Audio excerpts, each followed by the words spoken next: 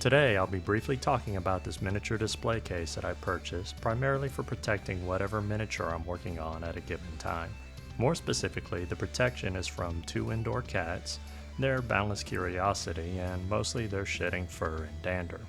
This won't be big enough to accommodate everything that I'll paint, but for most projects it'll be more than large enough. Up until now, I've been using an old plastic container that I can't even recall was originally for. This worked for a lot of 28 and 32mm miniatures, but for anything with an elongated base or for miniatures with long weapons or wingspans, the plastic container barely fit. The base for this case is wooden but fairly rough cut and still has a lot of small splinters, so outside I clean it up with some sandpaper. I then go a step further and seal the wood by rubbing on some tung oil and gently wiping away any excess. I do this a couple of times to build up a decent but still light coat and then let it set overnight. Alongside this, I ordered a steel disc, or at least so the item description said. In fact, it was a very thin sheet of aluminum and plastic, and most importantly, it's not magnetic. So I ordered another disc and had to wait a week for it to arrive. This one, thankfully, is most definitely steel, and magnets stick to it as needed. This disc was also rough cut, so with a metal file I take off the sharp edges and remove the metal spurs. Instead of getting a wood file like a respectable man would do, I use the same metal file to mar the center of the top of the wooden base, and then I also rough up both faces of the disc.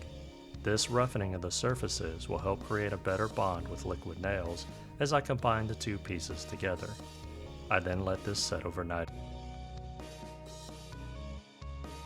The next day I add PVA glue and a little bit of super glue to the top of the steel disc, and then I attach a slightly larger circular cut of scrap textured craft paper for my junk hobby drawer.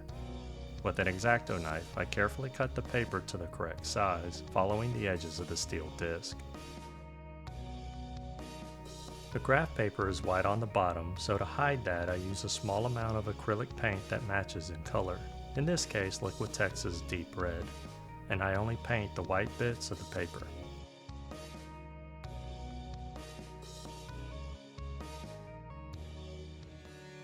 And this was the end result of a simple project that took minimal effort, and will offer fine protection for the discarded bodily flakes and fragments from the indoor cats.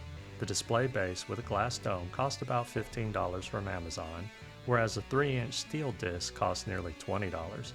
I debated on cutting my own disc with either a grinder or torch, but I would have never gotten as clean of a circular cut. The texture paper came from Hobby Lobby and might have been about $1 or $2. I could have saved myself $20 and skipped adding the metal disc and craft paper on the wooden base, but I have magnetized all my miniatures and will be doing so going forward, so why not have this display case make use of my efforts? And that'll bring this video to its end. I hope you learned something or inspired to purchase or create your own dander and debris shield to protect your unfinished miniatures between painting sessions. If you have any questions, feel free to ask, and if you like the content of this video and would like to see more, you can easily support the channel by liking, commenting, sharing, and subscribing. I'm Jim with Working with Miniatures. I'm truly grateful for your time, and I bid you a fond farewell. Until the next video.